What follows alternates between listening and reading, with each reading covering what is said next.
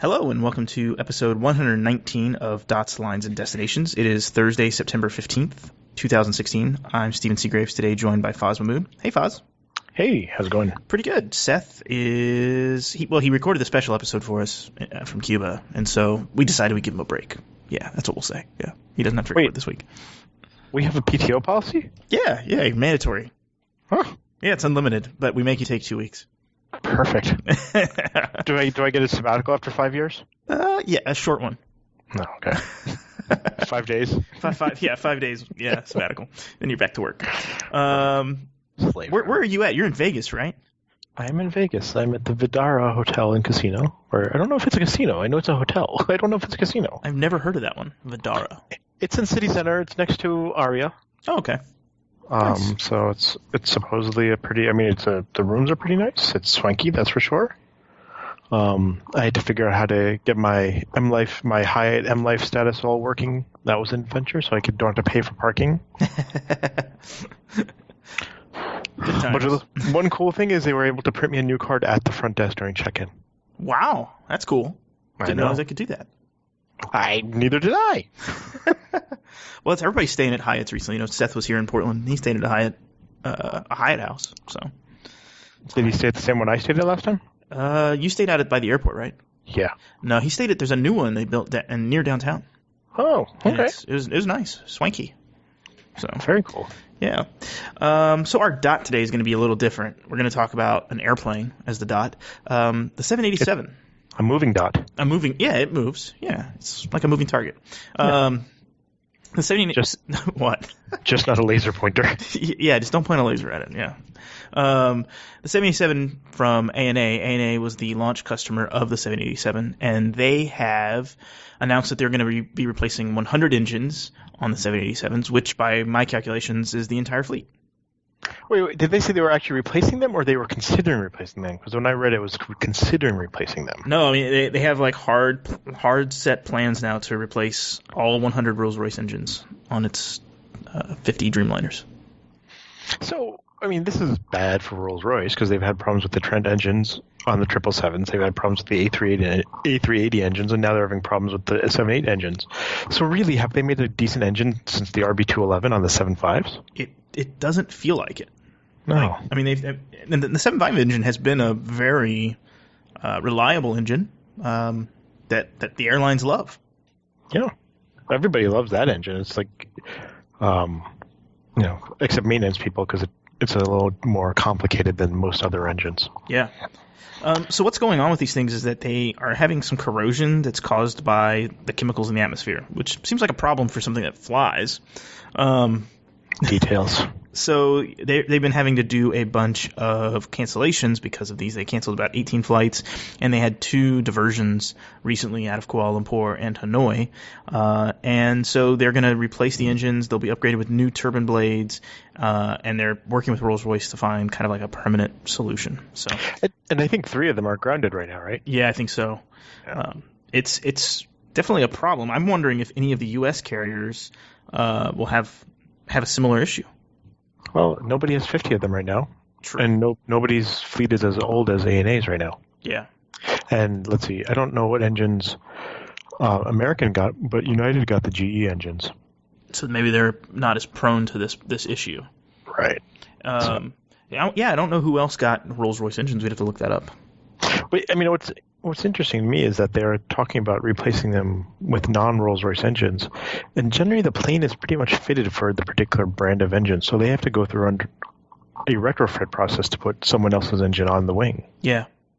Yeah, I wonder what they would do then in this case, because I guess they could put new wing mounts or something and refit them. They basically have to go back to the factory, or not the factory, but they have to go back to maintenance, heavy maintenance.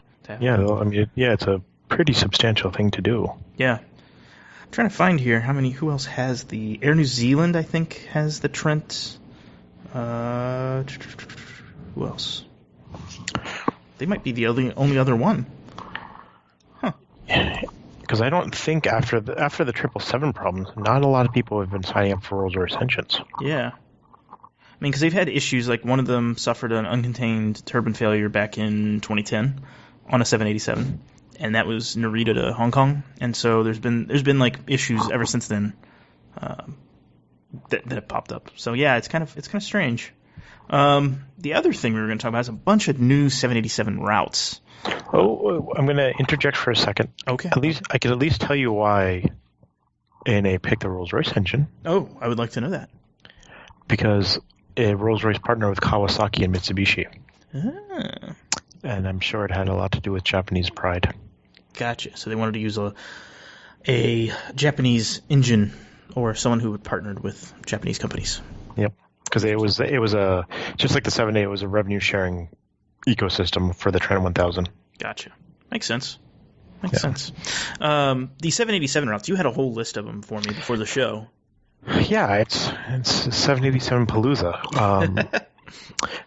Let's see. I know recently United is now removing 787s into Dulles, so Paris Dulles is going to a 788.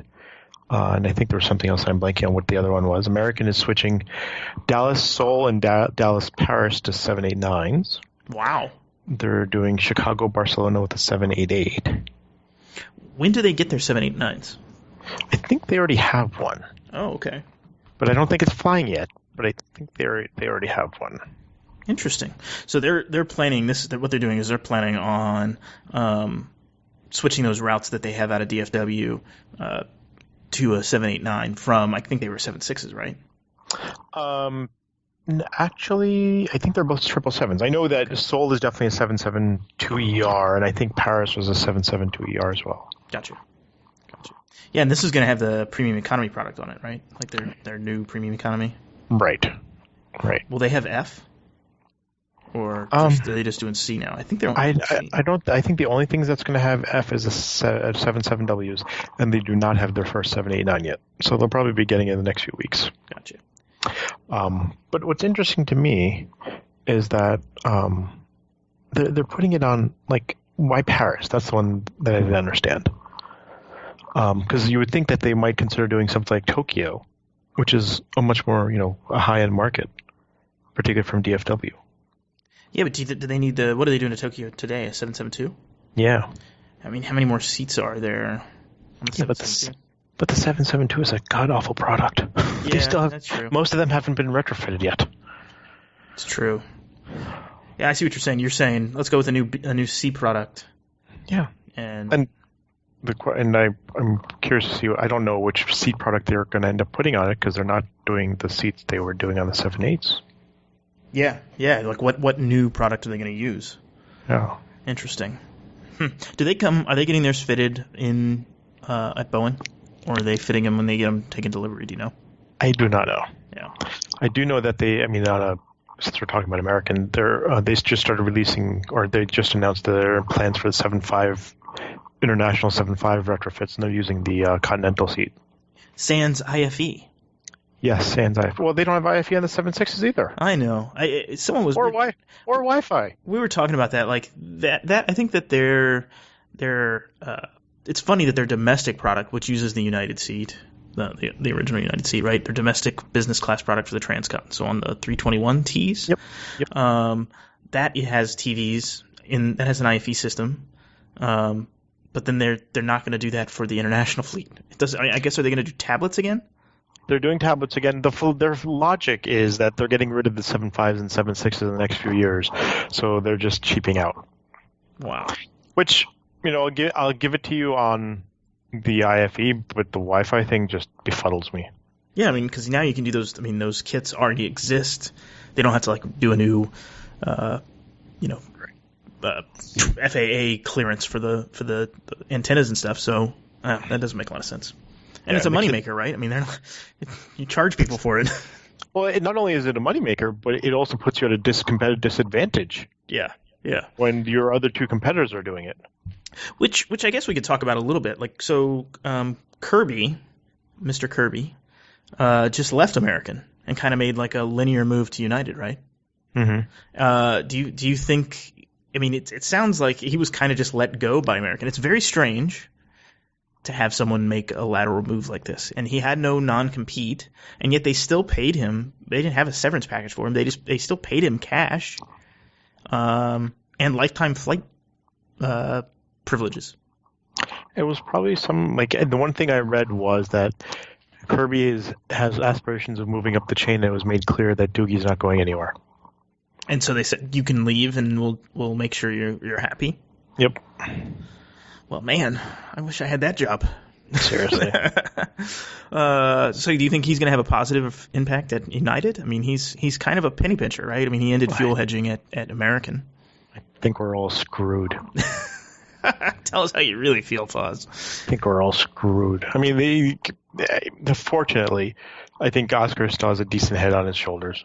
Yeah. And I think, there's enough people at United who know what they're doing. As much as, a lot of people believe that they do not, there are a lot of people at United who have a decent idea of where they need to go. Yeah. And they're you see the progress. It's slow. It's not as fast as anyone would like, but they are making progress. Things are getting better. Yeah. Yeah, it's true. So lines, we have a ton of them. I mean, we talked about dots, but part of this is that Delta is starting Atlanta Seoul, which I don't understand because Korean already flies that route. Korean flies that route, and they're in a tiff with Korean, so they can't really send onward traffic.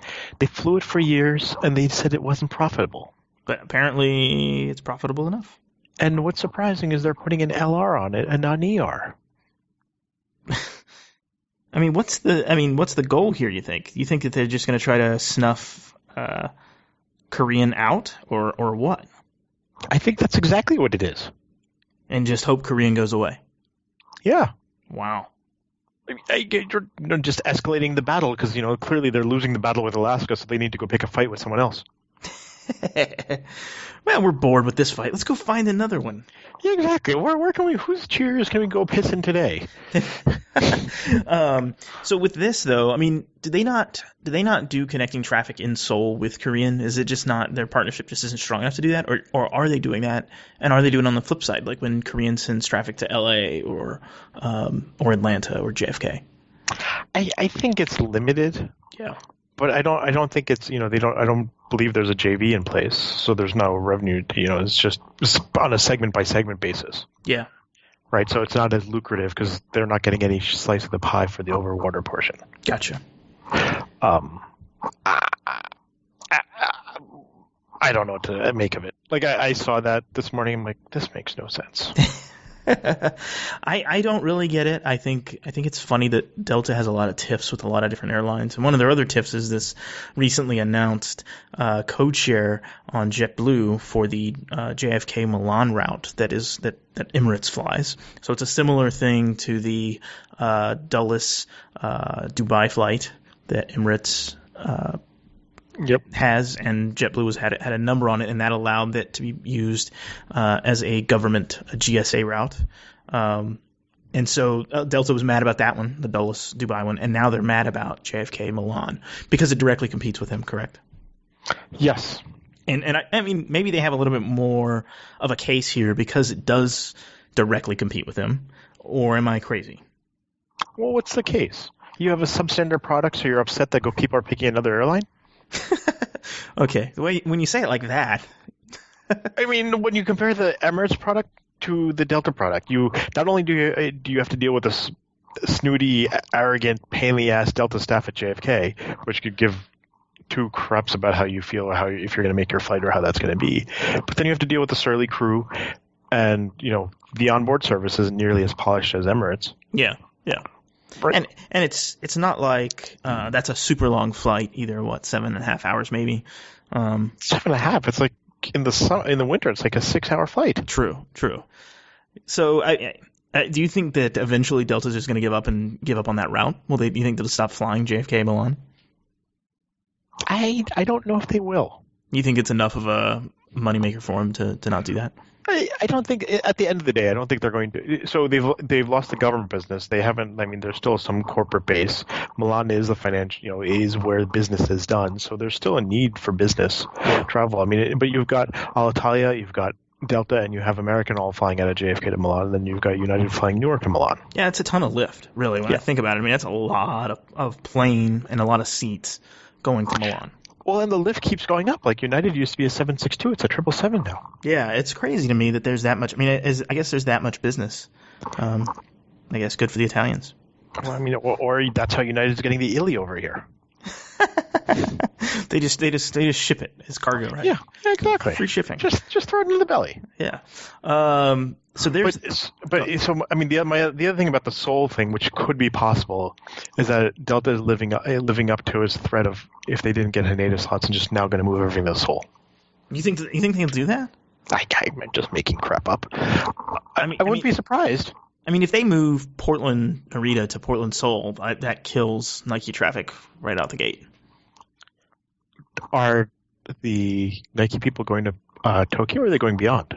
I guess some. I mean, some definitely go. There's a big Nike office in Tokyo. Some definitely connect on to places where they manufacture. Yeah, because I imagine the factories are not in Tokyo, so I imagine a lot of the traffic is going beyond. So it doesn't matter where you connect. True. Yeah, if it's somewhere that Korean flies that maybe Delta didn't fly out of Tokyo, it's good. Yeah. I mean, there's a lot more options on Korean to other destinations than Delta has out of Tokyo. True. Yeah. The other thing that's happening is that AA is dropping a bunch of routes. They're dropping Philadelphia Brussels, Philadelphia Zurich, JFK Birmingham, and Chicago Dusseldorf are all going away. Yeah. Interesting. And I think you one of your friends also noted Dallas de Gaulle goes seasonal now. Yeah. A friend of mine was originally scheduled on DFW Paris, and it actually started going seasonal and doesn't operate every day. Starting next month, basically. Yeah, I had a reservation on that, and I got moved to Miami. Yeah, and his biggest issue was that they all got split up. Like he was with a big group of people, and they all got split up. And American really gave him a lot of hard time about getting back on the flights that he wanted to be on. And so eventually it got sorted out. But he just wanted they had infants with him, and so they all wanted to be together. That makes sense. And you would think the airline would want to keep all the kids together rather than scattering them. You'd think so. What do you think, though, about like Chicago Dusseldorf? You think that's because Air Berlin? I think Air Berlin flies that route. Yeah, I mean, United used to fly that route a long, long time ago. Well, and Lufthansa flies Newark Dusseldorf. They don't fly Chicago Dusseldorf. Correct. And so I think business traffic in and out of Dusseldorf has kind of dropped off. But I wonder if it's because they've said, hey, Air Berlin has enough lift for that route, so we're not going to add anything else. We'll just take away our flight. Yeah, I mean, I don't know how much business is actually done in Dusseldorf. There's some banking stuff there. There's not a ton. I don't really know why. I mean, there's so much traffic there. It's not a huge city. I mean, it's big, but it's not massive. So I don't know. I mean, you have to think about where it's at. Like, right, it's on the Rhine River in the north, and so there was shipping and manufacturing and things there. But I mean, it's a city of. I'm reading this real quick. It's a city in the urban area. It's 1.2 million, and the entire metro, it's about 11 million. So there's a lot of people there. It's a decently sized market. Yeah. And then JFK Birmingham. That's a strange one. I'm guessing this has to do with Brexit a little bit, but it seems odd that they would drop that. I mean, they've had that route around for a while. Brexit, I don't understand because everyone's adding lift. Well, not everyone, not Delta, but American United are adding a lift into London during Brexit, which I'm confused by. I mean, does that make sense to you? No, it doesn't. And American, I kind of get because they can send traffic onward, but United, I definitely don't understand because most of it's O&D. Yeah, it's strange. And so, you don't think Americans? I mean, Americans adding lift to London, but they're not. You see, like with JFK Birmingham, they're saying, "Forget it, we just don't want to be there." But how much? I mean, how much traffic did they drive to Birmingham? I didn't even realize they flew JFK Birmingham. Honestly, isn't it a 752? Yeah. Because I think they also do JFK Manchester. Yeah. And United has Newark Birmingham, right? Right, and Birmingham there is not really to connect. You basically have to go through customs. There's no easy way to connect. So it's really just O&D traffic. Interesting. And then Philadelphia, Brussels, and Zurich. Both a little. I mean, Brussels we kind of understand because there's been some serious cutbacks to Brussels after the attacks. Philadelphia, Brussels, I understand because it is on this old US Air 752. Yeah. And I'm surprised that in this batch they didn't drop Philadelphia, Amsterdam as well because that's also done by a 752. And those things are getting long in the tooth. Zurich, they fly, but the interesting thing is with them dropping Philadelphia, Brussels, they no longer have any service to Brussels. Yeah, Because DFW is going away as well, right? At least seasonally, right? No, DFW Brussels doesn't even exist. Oh, I thought they were flying that. Huh. Not that I know of. So were they flying Chicago Brussels? And that's no. Legacy pre-merger AA didn't have Brussels routes. Okay, gotcha. And they fly JFK Zurich, so they probably don't need the lift from both JFK and Philadelphia. JFK, yeah, okay, yeah, it makes sense. And with Zurich, I mean, it's funny to me because I like to watch Flight Radar with American. Like I like to single out each airline and kind of just see their nightly lift over the Atlantic. And American just strikes me as when we talked about this before, it's just the least, I don't know, least Atlantic carrier major out of the three. I mean, US Air definitely helped them change that, but prior to that, I mean, think about it. The only places they flew was London, Paris, Frankfurt. Yeah. And Zurich. Yeah. Right? And these oddballs like to Dublin or Birmingham or Manchester, which weren't always consistent. Yeah. And Dusseldorf. Yeah. But that was about it. And so now you have, a few more flights, but not a ton, and they're dropping these. It's, do you think they're going to add anything new? Do you think that they'll, as the 787s, they get more of them, do you think they'll add stuff? Or do you think they're focused now on Asia, which it seems like they kind of are, Asia and the Pacific? But where else do they need to go in Asia? They've got Seoul, they've got Hong Kong, they've got Tokyo. I don't know. Didn't they just start LA, Hong Kong too? Yeah. So they have 2 flights to Hong Kong, they have a bunch of flights to Tokyo. I mean, are they, they have Beijing, they have Shanghai. I mean, are they finally going to start the Philadelphia-Beijing that US Air never started?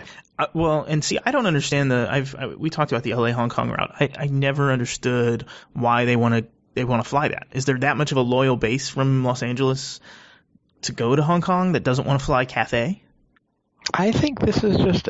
I don't think it'll be a long-term survivor. I mean, remember United tried that at 1.2. They ran it for a while and it didn't. They killed it. Yeah, it's crazy. And then you mentioned what's starting DFW Amsterdam, right? DFW Amsterdam, which I don't understand that one either. I mean, there's some business traffic to Amsterdam, right? Oh, absolutely. There's business traffic to Amsterdam, but I'm not sure how much there's between DFW and Amsterdam itself. You have, you've got United flying Houston, Amsterdam, and why not fly from Chicago or JFK where you can connect more people? Do you think they connect more people to those places? I guess Chicago they probably do because their operation is so large. But I mean, DFW they basically own the airport. Right, but you can only really access half the country that way. Gotcha. Yeah. Right. It's really people west of DFW and north to a certain amount that'll fly to DFW to connect there. Whereas if you moved it further east, you'd be able to get more feed from a broader swath. Yeah. I was going to see. I don't think. Yeah, it's true. KLM doesn't fly DFW Amsterdam. They used to, I believe. Right. And they don't anymore. So that's interesting. Or upgauge Philadelphia Amsterdam. True. Yep. Yeah, it seems like some odd choices. Kirby leaves and things get weird. Well, with Doogie's at the helm, so what did we really expect? And so I think our destination, since we've talked about Seoul a bunch, we should actually make the destination Seoul. And I think we've actually had a show in the past. I didn't have time to do a search before the show about Seoul, but I like Seoul. And there's some decent business class fares out of the United States to Seoul for the next few months. On most of the carriers, I think. SkyTeam, Star Alliance, and One World. What do you think the cause of the fare drop is? I don't know. It's not. There's nothing going on, and there hasn't been any big news out of South Korea. I mean, do you think this is all fallout from the Note 7s exploding? I was gonna say it could be. Samsung's just like, well, economy's gonna go to crap now. Might as well start selling cheap tickets. I don't know. I think doesn't look like it's a sale because the fares are valid for so long. But it's worth it. But I like Seoul. Have you been? Seoul? I have. It's a nice city. I've spent a chunk of time there. It's been a while since I've been there.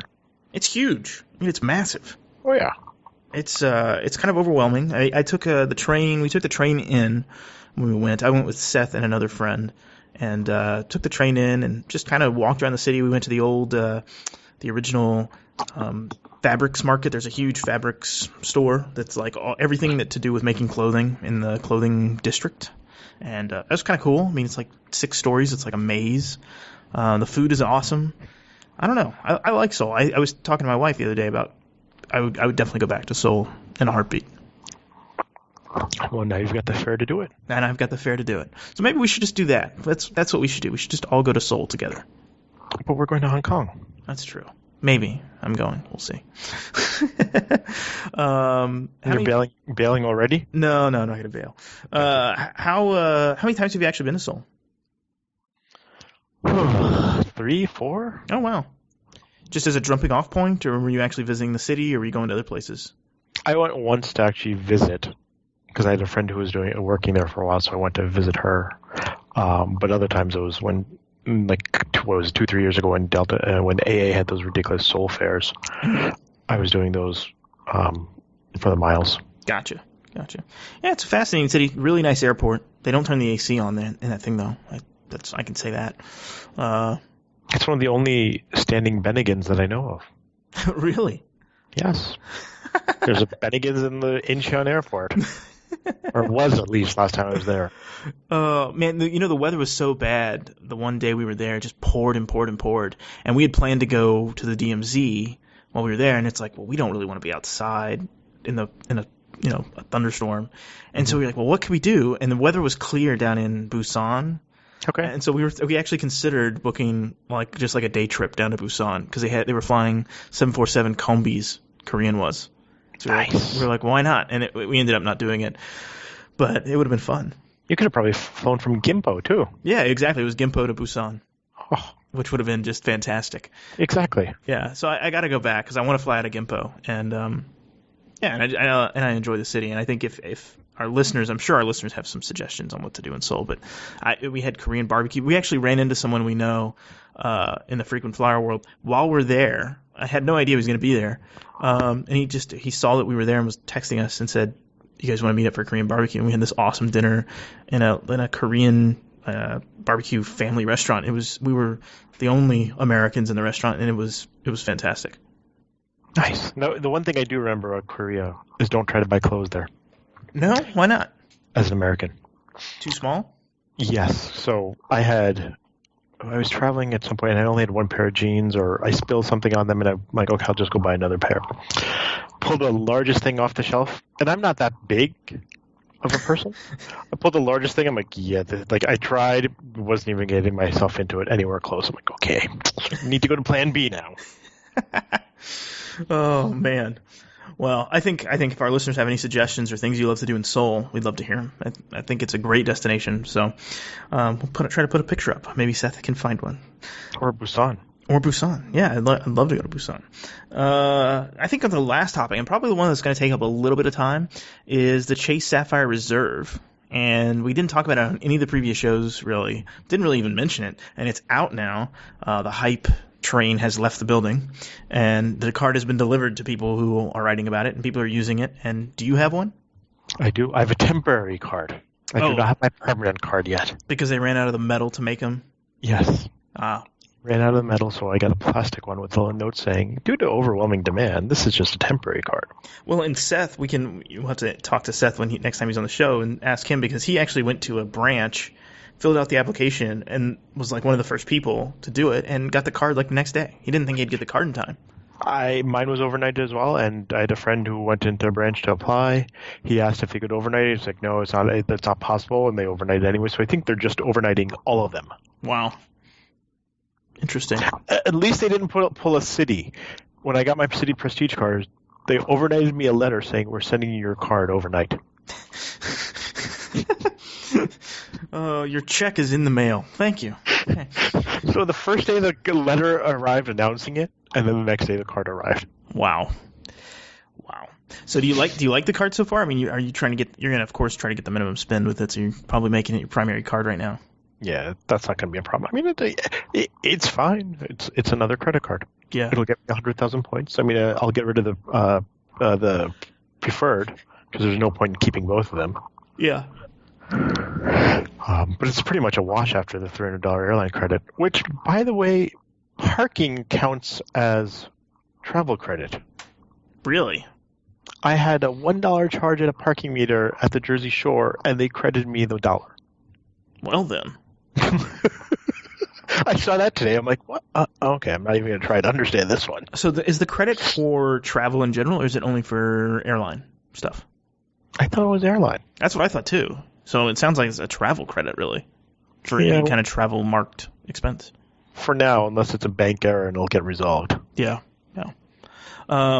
I mean, do you think the hype over the card is overdone? I mean, we of course know that there's a big push to get people to sign up for cards and stuff, but do you think this card seems like it has some really good benefits, especially the 100,000 points for the sign up bonus? I mean, that's very intriguing.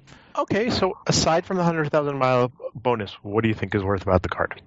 Well, I mean, you get the GE credit, which you only can use that once every 10 years, but I mean, that's nice. Okay. And how many credit cards do you have that already offer that to you? None. Okay. What else? I mean, Priority Pass, I guess, is nice, but it doesn't really work in the United States, right? Yeah. I mean, there's a couple of lounges, but it's about it. Yeah. To me, the biggest plus then is the 3x on travel. And that's huge. I mean, there's no doubt about it. But I'm not sure. Like, if you use a $300 airline credit, it's probably a no-brainer to go from the CSP to the CSR. Yeah. If you don't do that, I don't think it's worth it. Outside of the bonus. So, do you think then that the 3x on I guess you'd have to do the math for the spend of the card to actually have the yearly membership fee for the card. You'd have to do the math on what that's worth versus the 3x that you earn on. Is it travel and dining? I think you earn 3 times the points on. I think so. So 3 points per dollar. You'd have to do the math on that and how much you're spending a year at restaurants and on travel. And if you're doing a decent amount of that, then I could totally see the card being, as long as you come out on top in that way. Yeah, but I think for a lot of people it's going to be a wash. Yeah. I have a random question for you. Do you still have your United? I do. The United, what was it called? Presidential Plus is what it used to be, and it's now the United Mileage Plus. Yeah, I have the Mileage Plus. I have mine as well, and I think I would question the utility of it as well now because of the membership fee, and I don't use it that often. Like I really don't. See, I do use it for the lounges. Well, I mean, I use it for the lounge, but what I'm saying is I don't use it to like buy things because with Chase Sapphire Preferred, I'm earning more points per dollar on a United ticket than I do with the United card itself. That's a good point. I haven't really thought about that. So it's like, to me, okay, the lounges are nice, but and especially this past year, haven't really been using them. So is the lounge worth that fee? Probably not. But yeah, I see your point about the Chase. But you're traveling a lot less than I am. Yeah, that's true. I mean, back when I was traveling, it was great to have. And it's my sanctuary away from OTG. Yeah. So either way, they're going to get me. So then, do you think that the card was kind of overhyped a little bit? I think the card was overhyped because when you think about it, when you compare it to the City Prestige, right? Yeah. And granted, they've devalued some of it, but City Prestige has the 4th hotel night free, right? So that's a pretty big deal. You get a $250 airline credit, so $50 less, but that hotel benefit's huge if you stay for 4 nights, right? So I know people who use that pretty religiously, and and what changes, the old way was it was whatever the 4th night charge would be free. So if you got a 4 nights where the first 3 nights were 100 and the last night was 500 because it was a rate change, they would actually pay the 500. With the changes that go into effect next July, it's an average rate. So they give you the average of whatever across the 4 nights. And then the other thing that changes next July is, which what was one of the really big perks was that you got access to all the AA lounges. Gotcha. So same annual fee. So the Prestige, I think, had a much more, and you got the Priority Pass Select with the Prestige as well, so you had a pretty well-rounded set of benefits. So it'll be interesting to see if City tries to up the game by adding some more benefits to replace the AA lounge, or what they do. But so I feel like the CSR is lacking in some ways. Yeah, I think if if they had something like the Centurion Lounge, like American Express does, then it would be a much more compelling argument. But they have the lounge at the Short Hills Mall around Christmas time. Yay!